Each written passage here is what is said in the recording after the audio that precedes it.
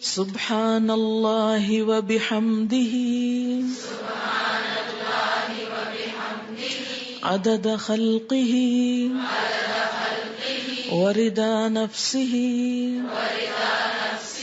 وزنة عرشہ ومداد کلماتہ. سبحان اللہ، پاک ہے اللہ، وبحمدہ، اور اس کی تعریف کے ساتھ، یعنی میں اس کی پاکی بیان کرتی ہوں.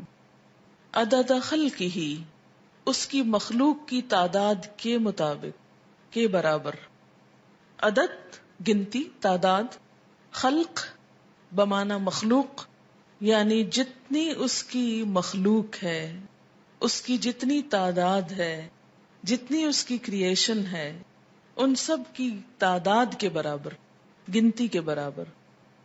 وردا، اور رضامندی، نفس ہی، اس کی نفس کی، یعنی اس کے نفس کی یا اللہ تعالی کی ذات جس چیز پہ راضی ہے اور جتنی تعریف پہ راضی ہے اتنی تعریف کرتی ہوں.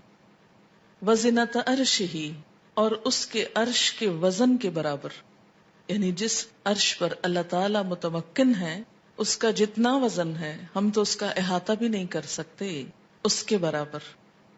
ومدادا، اور سیاہی، کلمات ہی، اس کے کلمات کے لکھنے کی، یعنی قرآن پاک میں آتا ہے کہ اگر سارے سمندر سیاہی بن جائیں اور اتنے ہی اور بھی، اور سارے درخت قلمیں بن جائیں اور اللہ کے کلمات، اس کی تعریف لکھی جانے لگے تو سارے سمندر خشک ہو جائیں، لیکن اللہ کی باتیں کبھی ختم نہ ہوں.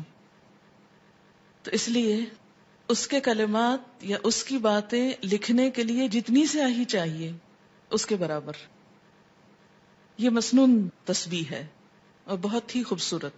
چند لفظ ہیں لیکن ایک بندہ مومن کے دل کے اندر اللہ تعالی کی محبت کے لیے، اس کی عظمت بیان کرنے کے لیے جو اس کے جذبات ہیں اس کی ایک عکاسی ہے.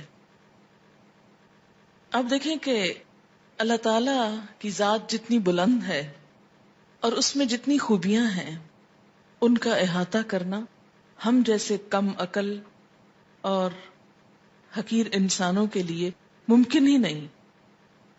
نہ وہ ہماری عقل میں سما سکتا ہے، نہ ہمارے تصور میں، اور نہ ہی ہماری اتنی زندگی ہے، نہ ہماری اتنی قوت ہے، نہ اتنی طاقت ہے، مجال ہے کہ ہم واقعی اس کی تعریف کا حق ادا کر سکیں. اس کی تسبیح کائنات کی ہر چیز بیان کر رہی ہے. وَإِن مِّن شَيْءٍ إِلَّا يُسَبِّحُ بِحَمْدِهِ، کوئی چیز ایسی نہیں جو اس کی تسبیح نہ کر رہی ہو. وَلَٰكِن لَّا تَفْقَهُونَ تَسْبِيحَهُمْ، لیکن تم ان کی تسبیح کو سمجھتے نہیں ہو. سَبَّحَ لِلَّهِ مَا فِي السَّمَاوَاتِ وَمَا فِي الْأَرْضِ، تسبیح کر رہی ہے اللہ کی ہر وہ چیز جو آسمانوں میں ہے اور ہر وہ جو زمین میں ہے. جب ہر چیز اس کی تسبیح میں لگی ہوئی ہے تو میری زبان اس کی تسبیح سے خالی کیوں رہے؟ اگر میں نہیں کروں گی تو میری محرومی ہے. اللہ تعالیٰ کا تو کچھ بھی نقصان نہیں. بے شمار فرشتے صرف پیدا ہی اس لیے ہوئے ہیں کہ وہ اللہ کی تسبیح بیان کریں، اس کی تعریف بیان کریں. اس لیے تسبیح کرنا سراسر خود انسان کے اپنے فائدے کے لیے ہے. اس طرح انسان باقی کائنات کا ہم نوا ہو جاتا ہے. جس ذات سے جتنی محبت ہوتی ہے اس کے لیے الفاظ کا چناؤ اتنا ہی مشکل کام ہوتا ہے، اور اللہ کی تعریف کے لیے الفاظ کا چناؤ ہم عام انسانوں کے بس میں نہیں. اس لیے ہمیں لازمی طور پر سہارا لینا ہے نبی صلی اللہ علیہ وسلم کے الفاظ کا. تو آپ نے جو الفاظ سکھائے مسنون بھی ہیں اور بہت جامع بھی ہیں. آپ صلی اللہ علیہ وسلم کی یہ خصوصیت تھی کہ انما اوتیت جوامع الکلم، مجھے جامع کلمات عطا کیے گئے ہیں. آپ صلی اللہ علیہ وسلم کی گفتگو کی ایک خوبی تھی کہ کم الفاظ میں بڑی بات کہہ سکتے تھے. تو یہاں بہت کم الفاظ میں بہت خوبصورت طریقے سے اللہ تعالی کی تسبیح بیان کی گئی ہے. تو جب بھی آپ دعا مانگنے لگیں تو اس سے پہلے اگر یہ چند لفظ بول لیں تو دعا کا وزن اور قبولیت اور اس کی خوبصورتی بڑھ جائے گی. اب دیکھیں کہ دعا کے شروع میں اور آخر میں تسبیح پڑھنا اور درود شریف پڑھنا ایک ایسا ہی ہے کہ جیسے کسی کو کچھ دینے کے لیے آپ ایک خوبصورت جیسے گفٹ پیپر ہوتا ہے یا اچھا کوئی برتن ہو سکتا ہے یا کوئی بھی چیز جس میں آپ کوئی چیز ڈال کر دے رہے ہیں. مثلا آپ نے ایک خوبصورت خط لکھا اور گندے سے انویلپ میں ڈال کے دے دیں تو وہ تاثر کیسا ہوتا ہے؟ درست نہیں ہوتا. اسی طرح آپ اچھی سے اچھی بات کہنا چاہیں مگر الفاظ اچھے نہ ہوں تو اس کے اندر خوبی نہیں آئے گی اچھی سے اچھی بات میں. تو الفاظ کا اچھا چناؤ اور دعاؤں کے آگے پیچھے اللہ کی تسبیح یہ بہت ہی ضروری ہے اور بہت مفید ہے، اور اس سے بڑھ کر جامع الفاظ کم ہی ملیں گے آپ کو. اس لیے ان کو یاد بھی کر لیجئے اور عادت بھی بنا لیجئے. اب اس شعور کے ساتھ جو کچھ ہم نے اس کا معنی سمجھا ہے، مثلاً عدد خلقی ہی، تو آپ سوچئے ذرا کہ اس کی مخلوق کی گنتی، مثلاً کہا جاتا ہے کہ آسمانوں پر جتنے ستارے ہیں اگر ان کو فرضی نام دے دیے جائیں، مثلاً ABCD، تو ان ناموں سے پکارنے میں یا ان کی صرف گنتی کرنے میں 400 ملین سال چاہیے، کیونکہ انسان نمبر ایک تو احاطہ ہی نہیں کر سکتا.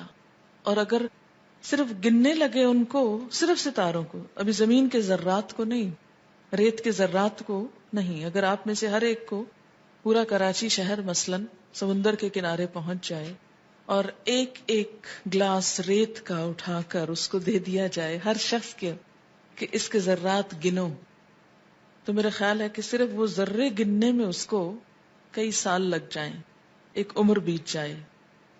تو ہم نہ تو یہ ذرات گن سکتے ہیں، نہ یہ ستارے گن سکتے ہیں، اور نہ ہی ہماری اتنی عمر ہے.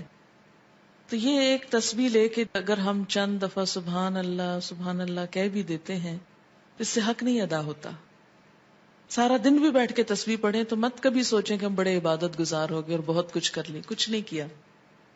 کبھی اپنی عبادت کا انسان کو غرور نہیں آنا چاہیے، نہ کبھی عبادت کے تکبر میں مبتلا ہوں، کیونکہ ہم اللہ کا حق ادا کر ہی نہیں سکتے. تو پھر جب انسان یہ کہتا ہے عدد خلق ہی، تو گویا وہ سب کچھ گنا گیا جو آپ ویسے نہیں گن سکتے. لیکن شرط یہ کہ دل سے کہیں عدد خلق ہی ورضا نفس ہی، اتنی تسبیح جس پہ وہ راضی ہو جائے، بس مجھے اس کو راضی کرنا ہے. میں جب تک تسبیح کروں گا جب تک وہ راضی ہو جائے، اس کی رضا کے برابر. وزنۃ عرشہ، اور وزن میں اس کا عرش، اس سے وزنی کوئی چیز نہیں، اور اس کے کلمات لکھنے کی سیاہی کے برابر. وہ کتنی ہے اس کا احاطہ بھی ہم نہیں کر سکتے.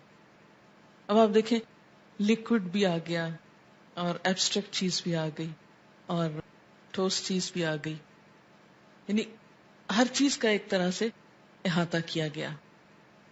اب اس تصور کے ساتھ تسبیح پڑھی، سبحان اللہ و بحمدہ عدد خلقہ ورضا نفسہ وزنۃ عرشہ ومداد کلماتہ